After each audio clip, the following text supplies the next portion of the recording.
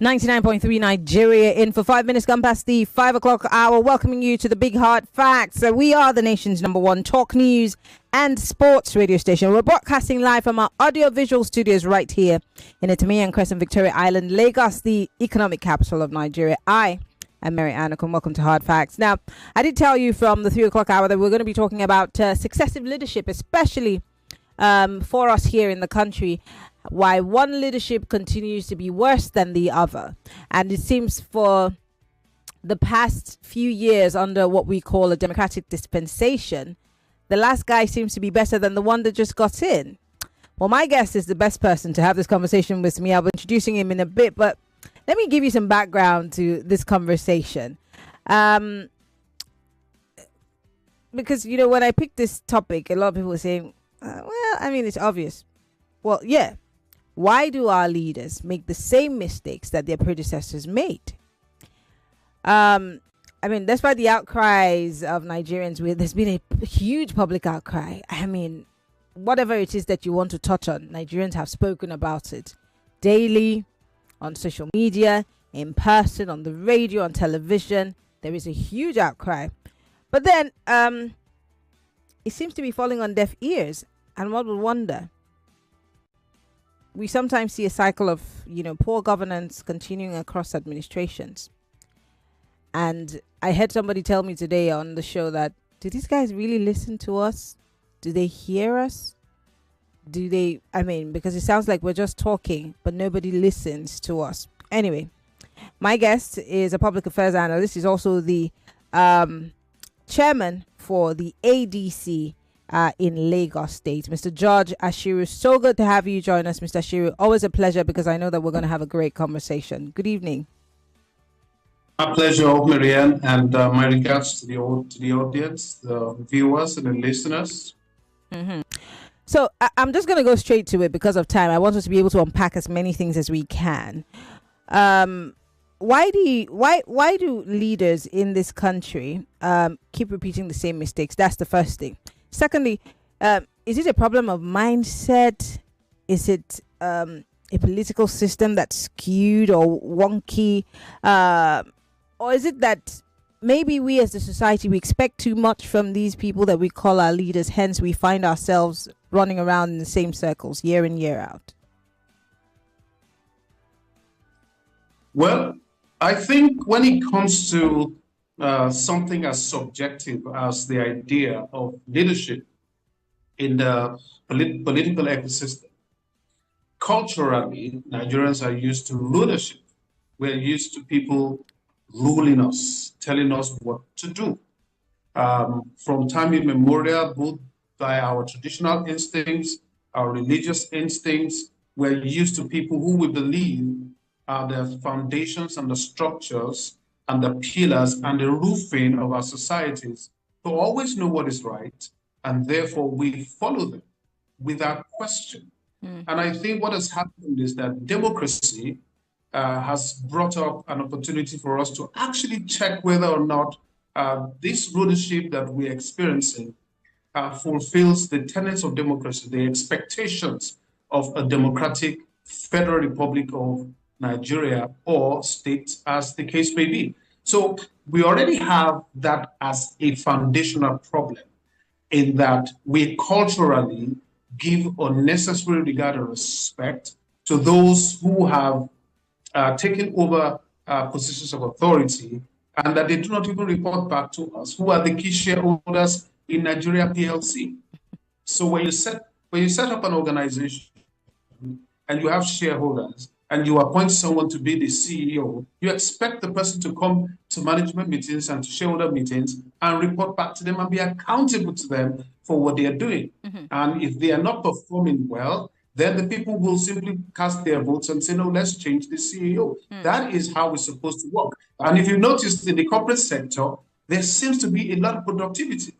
How can one single organization generate so much wealth to make one man worth 18 billion US dollars when the CEO of a lot of states in this country cannot generate 1% of what Dangote Industries is generating? It's the same head, same leadership principle, but the difference is that there is a KPI that is associated with when you invest in something, which we don't seem to have in political governance. We just seem to kind of like, well, it's the same people that have been ruling us for 200 years with different terminologies, from monarchical systems to high chief, to double high chiefs, to whatever their various names in their various cultures. And we kind of just assume that, well, God has put them there. And so whether they pass or they fail, God will judge them. And invariably, and unfortunately, that leadership system has now created an osmosis of the wrong types of people who have now come into governance through the political system, taking control of it, and rather than go to serve the people, they go to basically assert their rulership over the Commonwealth called the Federal Republic of Nigeria, and then our states and local governments and various communities. Unfortunately, that is the case. I want to talk about, I like to be able to pick scenarios. For example, I remember when my father worked for a local government chairman and he was his chief scribe or chief press secretary. And he used to complain that as early as 7 a.m. in the morning, there were people camped outside his house with all kinds of problems, personal problems, by the way, not that they're asking him, come and fix our roads, make the education department in your local government accessible. No, they want house rent. They want school fees for their children. They want money for food. Some of them just come there to eat every day. So there's a big pot of food that, is ready at 7 a.m. to feed people. But nobody stops to ask, where does the money come from? So I want to talk about the politicians now. Could it be that there is some sort of pressure for them to, in the short term, survive? Because as we speak, there's poverty in the land. The IMF and the World Bank has just raised an alarm as to how bad the situation is. There's insecurity ravaging across the country, even down here in the Southwest. I mean, the list is endless. But all that's dominating our headlines is 2027. So could it be that leaders are too focused on short-term survival rather than long-term reforms? I think it still piggies back to, what I said earlier. And the fact that rather than people go to the political leaders and demand accountability for the resources which is placed in our hands as political leaders, rather people go and ask, what are the allocations provided to you? What are you doing with them? How many projects in the community are you sponsoring? And then how are you recycling opportunities for people so that a lot of people are taken out of poverty? Rather, everyone just goes there and lines up to get a bit of what it was. I remember about 30 years ago, my grandmother joked and said, why don't they just take everything we have in this country and divide it according to the number of people in this country? Let everybody go their way. Because it got to the point where she knew after June 12, 1993, she no longer believed in the votes of people. And that was my grandmother, who is now late. So I think we have this same Stockholm syndrome, where rather than hold the people that have held our Commonwealth in captivity, we go to them to take crumbs. There's a story about Stalin, whether or not it's true, but it may speak a lot about the attitude we have to the people in leadership, is that Stalin would speak to his people and then he would have this particular hen that he would carry around and he would be plucking the feathers. And as he was plucking the feathers, the hen would be crying and blood would be coming out of the body of the hen, but he was plucking the feathers while speaking to the people in the Politburo. And then after, plucking all the feathers and the hen becomes completely naked and writhing in pain, he would then take some corns and this same hen will go and begin to eat that corn like, oh, thank you, Stalin, for forgetting the pain. You understand? Rather than Stalin, I need to kill you, for nearly destroying my life. So I think we still have that as an issue, that we have not yet woken up to the idea of holding leaders accountable. When you try to do so, the rest of society will say, don't you know he's a chairman? Don't you know? I mean, I'm a chairman of a political party. People in my party hold me. I have to be accountable to them. I speak to them all the time. I tell them what I'm doing. This is why I'm doing what I'm doing. And I have to sell the vision. I have to get their trust. And I think this is what we need to duplicate. And going back to what you said about people lining up to collect the money. Where did they get the money from? These are the allocations that are given to the political leaders for the people. But rather than use it for community development, they will look for those who are loyal to them and say, come and collect 5,000 naira every week. So that way they guarantee a recycling of the same voters, that at least I'm taking care of those who are voting for me. That is not what development is. And that's certainly not what democracy is all about.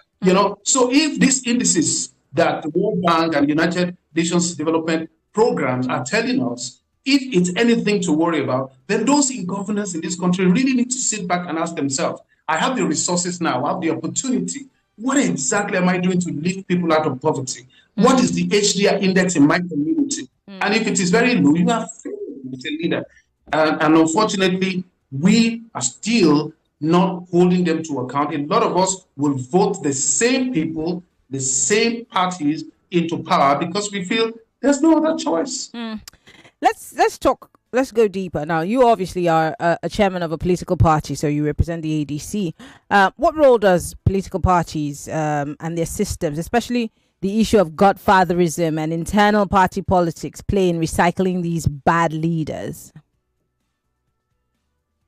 Well, the unfortunate part of it is that political parties are NGOs. They are non-governmental organizations, and therefore they have no resources coming from anywhere except for donations and subventions from the members. There's no other way in which a political party will survive except those who are interested in using the platform to further whatever political ambitions they have come in as aspirants or candidates, and they donate money to the party. But you see, the problem, of course, is that a lot of those who then come are not coming because they want to serve.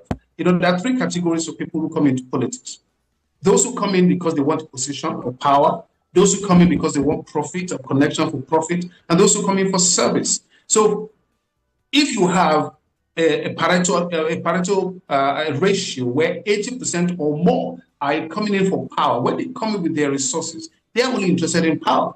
They will first start with try to grab the power in the party, that is, take over the leadership and rulership of the party, and then use it as a basis for establishing their dominance in the party to put in whoever they want to put in the various positions, in the hope that once they win elections, then the resources that they get from ruling will come back to them. So it's a business, as far as they're concerned, it's a business investment.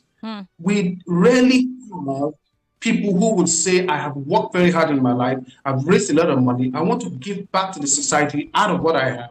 I'm going to find a political platform that has the same philosophy and ideology that I stand for, and I'm going to invest what I have either in creating opportunity for young people to contest and win, or I will go myself and then I will inspire others to follow me. Very, very, very, very rare do we see that. Maybe 50 years ago, there were the Balarabi Musas and a couple of people, in Nigeria. But unfortunately, we are in a generation that is, look at even our social culture. Look at all the parties. Look at the way people throw money. Look at people saying money is water, this and that. How, therefore, can you bring out of such a society people who just want to serve? Young people are now thinking, I want to be like what I see on social media. I want to have money like that. So it's a combination of a culture of people, and unfortunately, a legacy of bad leadership from generations of leaders, just like the topic of this conversation adheres to.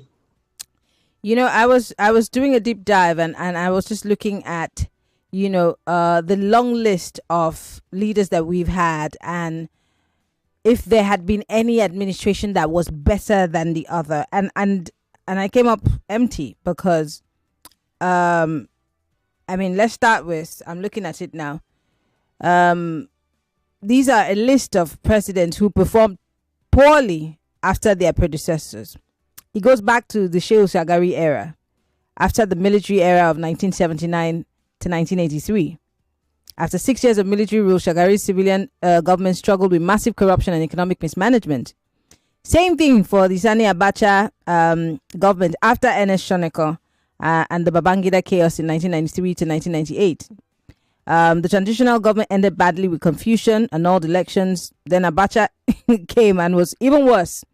Outright dictatorship, massive looting, human rights abuses. And then we have what we call a nascent democracy with the Obasanjo era. Now, his first first tenure seemed to be great with great ideas and great turnaround, but then of course Obasanjo started with goodwill but repeated many old habits. For example, disregard for court orders, electoral malpractice in 2003 and even in 2007. Then the Goodluck Jonathan after Yaradua passed. Yada's government obviously was struggling with illness and slow decision making. Jonathan had a chance to reset and ended up overseeing widespread corruption, scandals, etc., etc. And then, of course, Boko Haram came. And then I can go on. Buhari came and it became worse. And Nigerians thought that it could not be worse than what we had under Buhari, but here we are. It's like they turned on the heat 10 times hotter. So, why is it that, I don't know, why is it that we the people continue to complain, but there's nobody that's ready to act? Well, I'm going to say that Nigeria cannot be saved if the people of Nigeria don't want to be saved. Mm-hmm. We cannot. If a woman is looking for a husband, she has standards, she has expectations. Mm-hmm. So if you're looking for a husband, you want someone who has a vision and leadership capacity, because your life and your future depends on the character of such a person. And you want him to be wholesome and well-rounded. The same thing if a man is looking for a wife. He wants a partner. He wants help, somebody who helps him to fulfill whatever vision that they come up with together. We have high standards when it comes to marriage. We have high standards when it comes to employing people into our various businesses. Mm-hmm. We have high standards even in terms of our network of friends. But when it comes to politics, we have the lowest standards in the world. We just don't care. And so because of that, the quality of the people that come up through the political party system to run for office, they tend to be people who are not the best available, for the simple reason that the people don't bother putting them on a pedestal the way they would do for their own personal circumstances and issues. If I have a child, I want my child to be the very best, go to best universities if I can afford it, and I want that child to do a course that they will have a chance in the future. That's vision. As a parent, I can see the future. Why can't we see the future for Nigeria? So all the leaders you have mentioned, can you associate a vision with any of them? Can you say that this is what Obasanjo stood for? This is what he spoke about. I'm not talking of the typical party, policies. I'm talking of as an individual. What was his own personal vision? What did he stand for? What was what he wanted to achieve? You see, and that foundation was laid for the next leader after him and the next leader after him. Since nobody requested Obasanjo leader to have a vision, then why would anybody expect Umaru Yar'Adua to have a vision? They didn't need it, especially since the political party system simply anointed somebody and said, you continue. And then Goodluck was also anointed. You continue. Goodluck was not given an opportunity, and he never, ever came out to say, this is what I stand for as a leader. This is what I want to bring to Nigeria. You see, we look at the Singapore as an example. We look at China, Mao Zedong, and then we think of all the leaders of China. And there's something consistent about each of the leaders and how their country has evolved over time. And the same thing with all these other countries in the Southeast. They were in the same place in 1960 because they had purposeful leadership, they had vision, knew what they were doing and where they were going. See, once you have that vision, it will influence how you prioritize your expenditure. It will influence the kind of people you surround yourself with in that position. So if I'm a president of Nigeria and my vision is to make Nigeria top 20 economy in the world, I'm going to surround myself with people that will make it possible. I will look at the private sector and look at people in the private sector that can generate the kind of turnover and revenues that will help us move to that level. I will not waste my time trying to play party politics and jumping up and down. I will focus everything in my heart to make sure within 4 years, I meet one of my first targets, and then if I get another 4 years, I will double it. Simple, and leave it for the next person to triple it. That is what they call vision. That's why you go to UK, they have a conservative party. The principle and the vision of the Conservative Party is so consistent that whoever comes in will not come and say, this is how I want to do, this is how I want to do what I want to do. You don't create your own priority. The party, knowing the needs of the people, creates a priority for you, and then there's consistency. So if a party is in power for 20 years, they follow the same principles And then when they go out there and impact the people, they can measure it. If you look at the United States, there are two key parties in the United States, the Republican Party and the Democratic Party. They've been there for hundreds of years. And Americans know what they are, what they stand for. In Nigeria, we have right now 19 political parties. Before that, we had 70-something. Then they had those who are proscribed.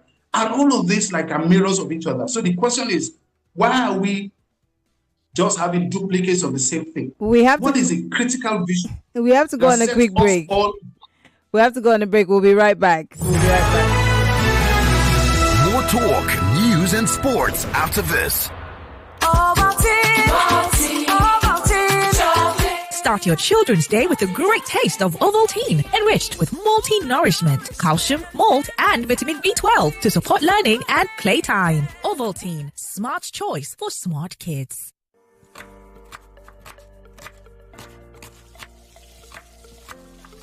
Meals have a way of taking us on a journey. And when you add plenty of vegetables like efo, ugu, and season with the rich taste of Knorr seasoning cubes, even better.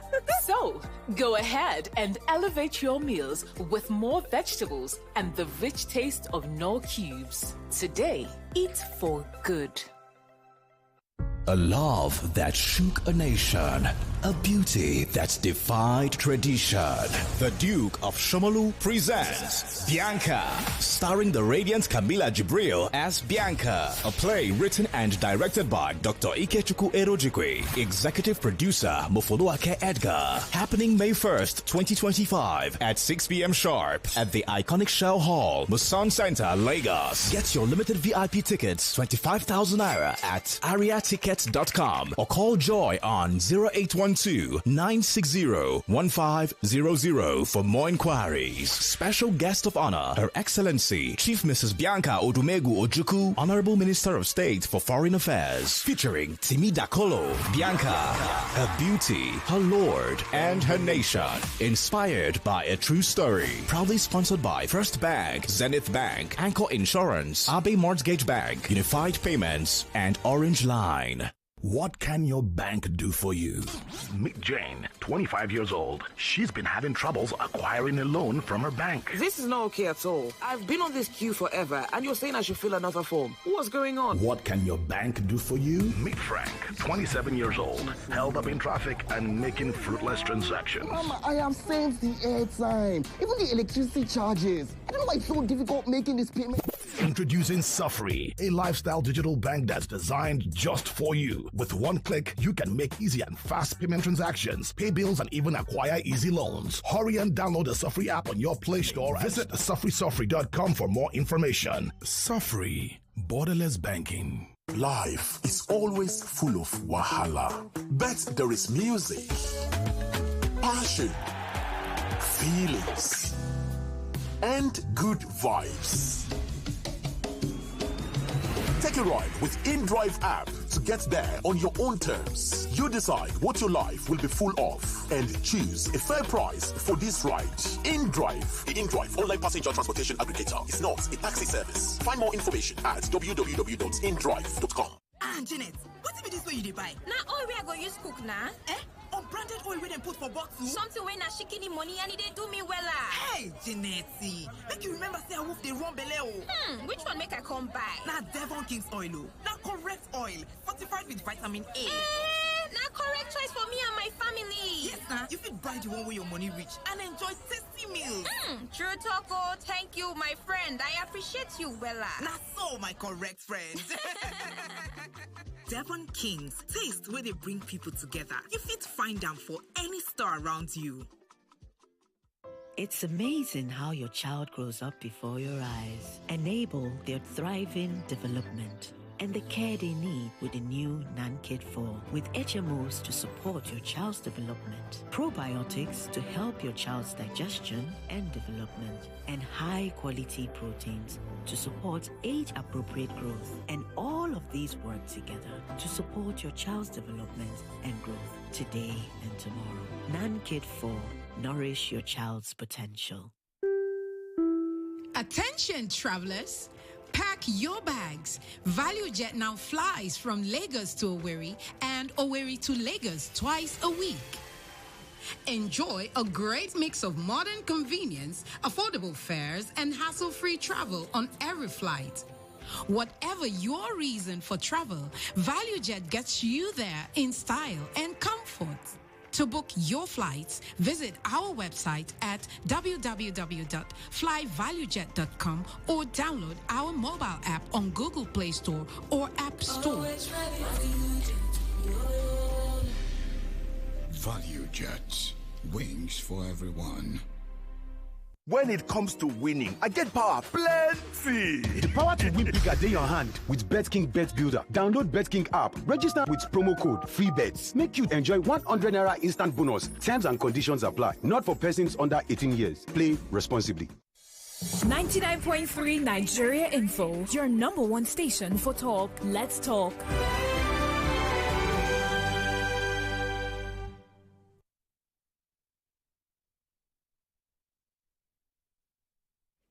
This is Hard Facts on Nigeria Info 99.3 FM. My name is Shegwa Rinze.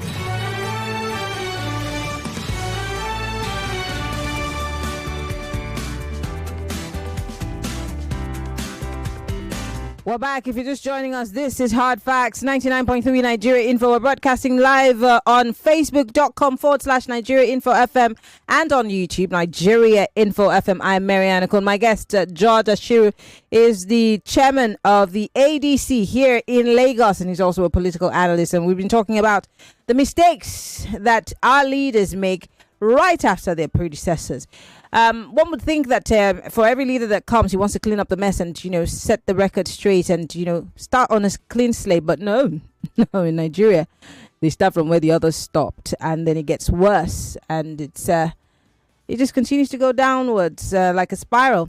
Well, my guest has been saying that we don't have ideologies, and we also have a Stockholm syndrome where, we're used to these rulership of sorts, and so we literally just throw our hands up in the air. So what can we do? Because something has to give.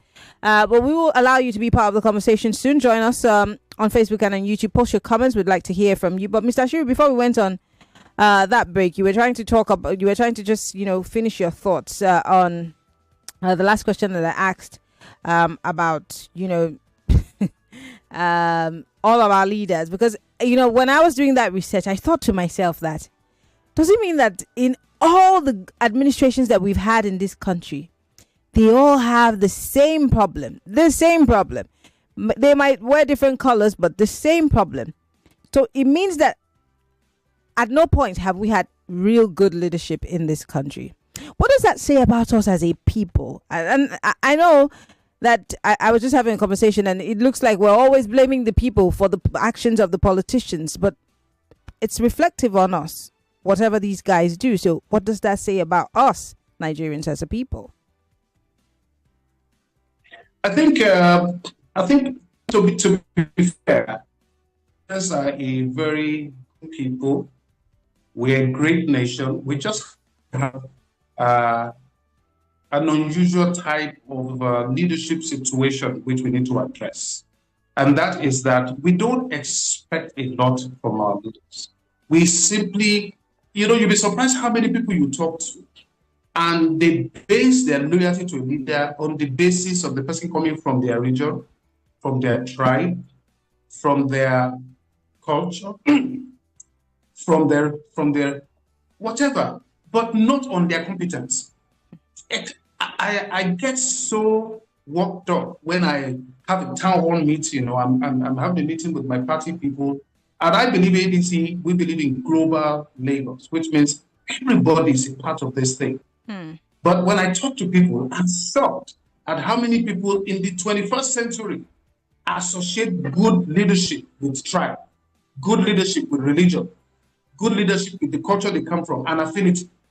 So it tells us that because of that, we will always have politically ambitious people that will take advantage of that and say, well, I am here representing what you want. I'm here representing what you need. As you can see in America, anti-DEI push, There was this thing about, trying to bring back America into certain society. And Donald Trump stepped in and said, I am the guy. And so whether or not he believes in it, people took advantage and said, okay, you go there and fix the mess. Whether you are good or not, they'll find out afterwards. And I think that's where we are culpable as a people, in that we are more sentimental and emotional in the way we choose our political leaders, but we don't do the same for our corporate leaders. Have you not seen First Bank, over 100 years old, different leaders, but the bank keeps growing? Have you not seen so many of these institutions and so many corporate institutions, and they changed their chairman, they changed their CEOs and their general managers or whatever their titles are. But these organizations keep growing. Do you know why? Because there's one thing that organization believes in: profit. Profit, expansion. So if you bring competence, you get the job. Nobody is ever allowed to take control of a corporate entity purely on the basis of religion, only for that company to fail, because they will lose their money. But when we are paying taxes, it doesn't occur to us that those taxes are our shareholding in Nigeria PLC. So your income per capita is the equivalent of your shares. So if you have a lot of money, you are paying the taxes, multiply the income per capita by the number of taxes you are paying. That's how much money you have invested in Nigeria, only for you not to vote, only for you to vote sentimentally, only for you to vote according to your tribe rather than according to competence. And politicians are intelligent people. The people that have the highest IQ in any country are political people, because they know manipulation. They know how strategies in order to gather people to achieve what they want to achieve. And so when people see that, when these kind of politically ambitious people see that people are gullible or vulnerable, they will take advantage of it. We see what's happening with the CBEX. See what is happening with all these non-stop Ponzi schemes. It tells you that because we just want quick profit, anybody who promises this to us, we just rush there and do it. So they're taking advantage of the weakness of our minds and the fact that we are too trusting of our leaders. And the moment we begin to ask deeper questions, we are going to get the right kind of answers to the leadership issues going forward. But for now, even as we speak in 2027, I can assure you 80% of the people are deciding their votes according to region, according to tribe, not according to policies. Or results of policies. And that's one of the reasons why we want to keep meandering around in a circle of mediocrity. Well, Lagos, I want you to join the conversation. I have some more questions for you, Mr. Ashiru, but I will ask those questions when we're closing this conversation. Join the conversation, Lagos. Let's talk. It looks like we're the ones who are being thrown under the bus here, but how much of it can we take? And what exactly can we do? The last time you tried to protest, you saw the police showed up, the army showed up. All the people that you did not see when they killed people in Plateau State, they show up when you want to protest. So what is left for the average Nigerian to do? Join the conversation. 0201-277-0993. That's the number to call if you're male. For the female, 0201-465-7190. You can join the conversation on Facebook Live and on YouTube Live. Post your comments and questions. We would like to hear from you. 60 seconds. Please go straight to the point. We know that it is a good evening. Yes. Hello. Good evening. Yes. Welcome to Hard Facts. Maruka from Festac. Go ahead. Maruka from Festac. Having listened to your guest, I want to say the leaders we had, there's no direction. It's like scattered diagram kind of thing. So is it possible, like we've had the Sovereign National Conference, to state out political issues, to have some kind of economic conference where the geopolitical zones can develop some economic plans, long-term, maybe strategic, because that's actually what the corporate bodies mentioned. They have strategic plans that guide them. So can we develop this? Okay. But most importantly, because we need the leaders to do that, pass it into law, like the appropriation bill, make it a law. It's adopted that for the period of 25 years, that this is the direction Nigeria is going. So nobody will say this project belongs to Buhari or this. Is it possible? Is all right, Maduka, your 60 seconds is over. Thank you very much, Mr. Ashiru. The question is for you, sir. Can it be done? Sorry, want me to respond to that? Yes, he's asking, can it be done? So I think basically, yes. It comes down again to the fact that we are not interested in the numbers. Nigeria had a Vision 2020, Vision 2025, Vision 50, Vision 90, but nobody is keeping tab of these KPIs for the simple reason that you have mentioned, that once a person comes into the presidency, they try to recreate their own policies. Now, development takes decades.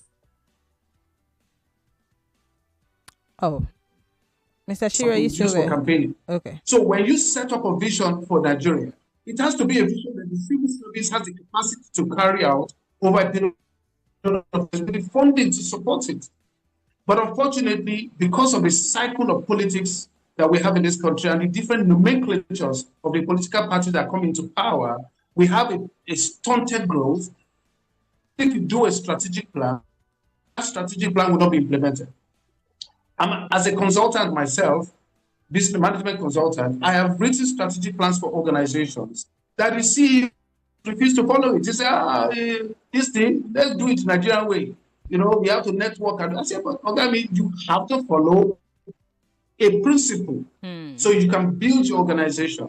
And unfortunately, the organization ended up in red waters for the simple reason that, again, we have leadership that refuse to adhere to principles and policies and processes and KPIs. We're so much interested in just power. I just want to get the power. And then the resources are in your hands. But what are you leaving behind for those who are coming after you? And once we start having transformational people in politics, we need to see the kind of results we're looking for. Those who are not going there because they want resources, because God has blessed them with resources. They have a service mindset, a vision to make Nigeria truly great. And those kinds of people, the first thing you will notice is that they don't make everything about money. Two, they don't make everything about tribe or religion or culture or where you come from. The kind of attitude they have is that Nigeria first and foremost, number one. And patriotism is very low in this country. I don't know if you have noticed it. A lot of people are always cursing, talking about Nigeria in a negative way. They're not even focusing on the leaders anymore. They just say Nigeria, which means all 240 million of us. So I think anybody who is not Mr. Ashiru, can you blame the people for that reaction? I mean, if you're putting so much into the country, you're getting nothing. The country is beating you down. Of course, people will have negative things to say about the country. Can you really blame them? What I'm saying, the focus is not blaming the country, because the country is not your problem. The problem is the votes, the people we vote. So our focus should be on, let me just humor you. Let's humor the audience. If a man has two girlfriends, he has a girlfriend and his side girlfriend, and they catch him in whatever it is. What do people say? People say, the girls, why are you fighting each other? Instead of you fighting the man who is deceiving both of you. So that's the principle behind it.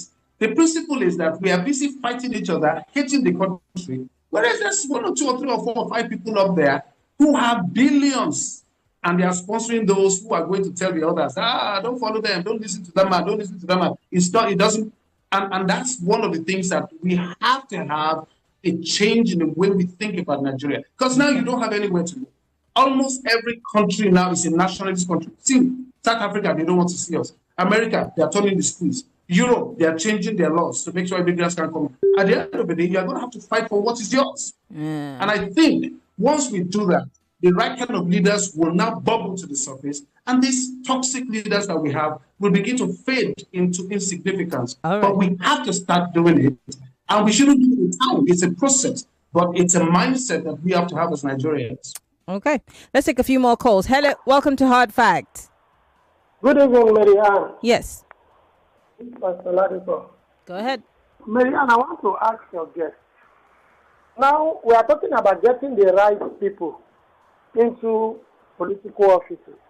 As a political party chairperson, do you encourage the kind of astronomical cost of nomination forms? Like what is going on in Lagos State presently now? You see councillors nomination form 1 million, 1.something million. So do these people really want to serve? Thank you.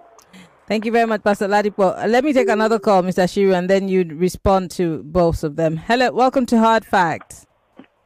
Yeah, good evening. Good evening. What's your name? Where are you calling from? Turn off your radio. Yes, I've done that.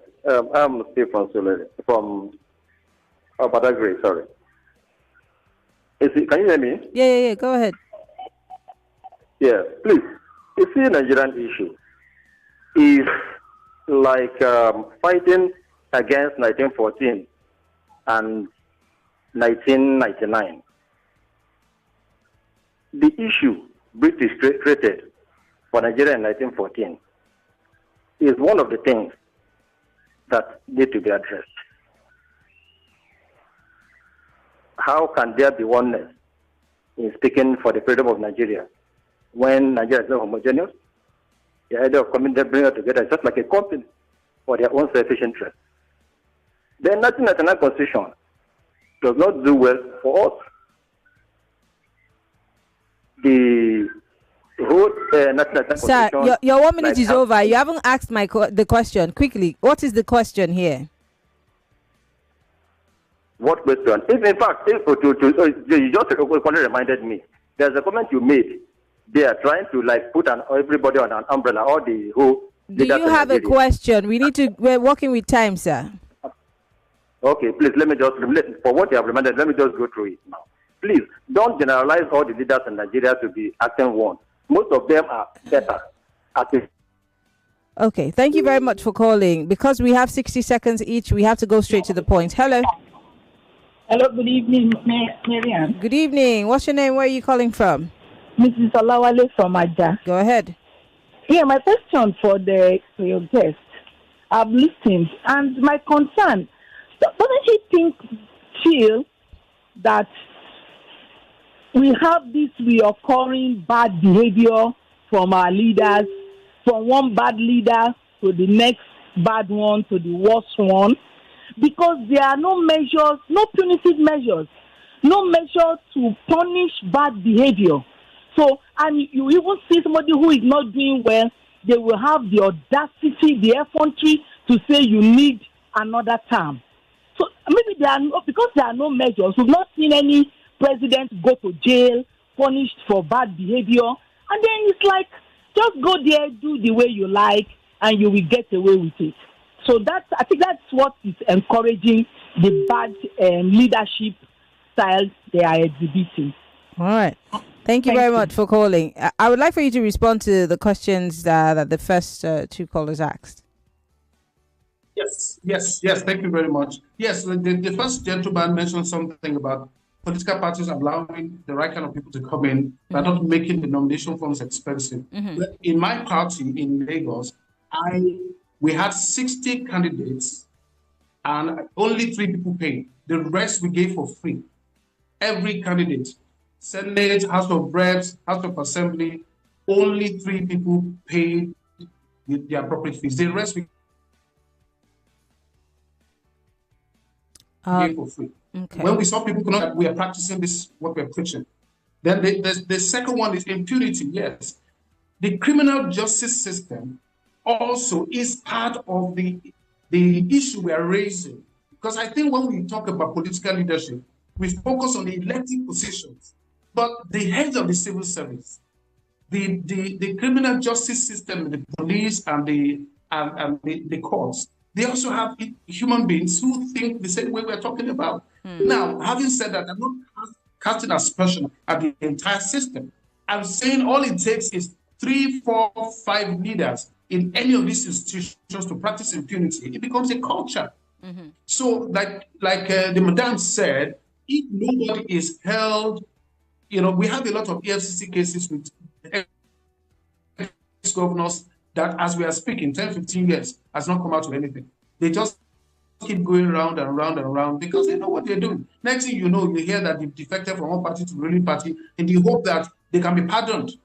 So this criminal justice system, which is the hope of the common people, unfortunately, is also held captive by the same issues I've raised before, which is that we have leadership that are not there for service. As long as leadership in all the institutions of our country are there for lucre, are there for profit, are there for power, are there for positions, then the political leaders will appoint those who are like them to become heads of the criminal justice system. And then it's like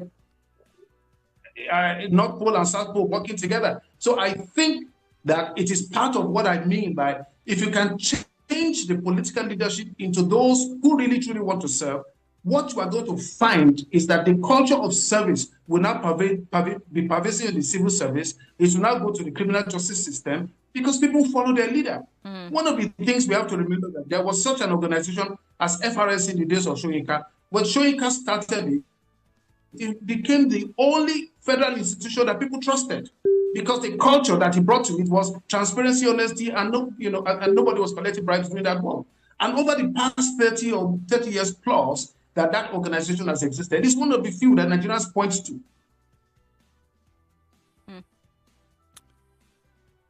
When they talk about corruption, I'm not saying that created when that organization was, had a transformational leader. And that's exactly, even if I become a president by fiat, maybe I got to be president by virtue of want to change the system. The president has capacity to ensure that those who are coming after him are the right people. Make sure the right people are appointed into the criminal justice system, into the courts, the right people, the right. The internet has been up and down. We're losing you, Mr. Ashiru. Able to carry out unfortunately, as I keep saying. Yeah, the internet just keeps going in and out, so we lost you for a second. But go ahead. Okay. So I'm repeating the fact that I believe that once we have a president or a governor that is transformational in any of the 36 states, that transformation. Oh dear. Will pervade the kind of impunity which Madam mentioned. You will not see because they will not accept it. I'm not going to mention the name of a certain government, but Lagosians, if you ask them who is the best governor they've ever had in Lagos, they will point to two characters: one in the Second Republic and one in this current dispensation that we're having. I won't mention their names because again it's controversial. But ask the average, do a box properly. Why? They felt that they were transformational in the way they acted. And there was a sense of orderliness. There was a sense of openness and everybody, transparency. Oh, wow. The internet has been playing tricks on us. Let me just ask you one more question because it's time for us to go. Our time is fast spent. Finally, Mr. Ashiru, do you have any hope or belief, or what really gives you hope, if any, that things can be different in your lifetime, in my lifetime? Will it be different? Is there any hope, even in 50 years or in a century, that something will change in this country that we call Nigeria? You have 50 seconds. I believe in Nigeria. If I did not believe in Nigeria, if I did not believe Nigeria can become a great nation, I would not bother serving as a political party chairman. I would not have been an athlete for Nigeria. I would not be one of the youth that met Mandela 35 years ago. I actually believe Nigeria can be great, and I've lived all my life trying to make Nigeria great. And I think of us hold our responsibility to be part of movements that will restore the greatness of this country. That's my belief, and I hope those who are listening will hearken to their hearts and do the right things. Well, I want to say thank you, Mr. Ashiru, for coming on the show, even though at least the connection allowed for you to talk to us before he started going bonkers. Judge Ashiru is the state chairman of the ADC, and he's a political analyst. For those of you who do not know, he used to be an athlete that represented Nigeria, just to put that out there. Thank you so much for coming on the show, and we really, really appreciate you for coming on. I guess that the internet has let him go. I want to thank you all for being part of the conversation on the show today. But I want to leave you with a quote and allow you to think about it. I have just 38 seconds. There's a saying that goes, those who do not learn from history are doomed to repeat it. The question is, will Nigeria finally learn? That question does not need an answer. My name is Maryann Okon. Don't forget to follow me on Twitter, Instagram, Threads, MIMIEYO. Follow Nigeria Info on all of its social media on Twitter, Instagram, Threads, YouTube. Download our mobile application and take us everywhere you go. We're also on TikTok. Go like, follow, and repost all our videos. I love you, Lagos. See you tomorrow. Bye-bye.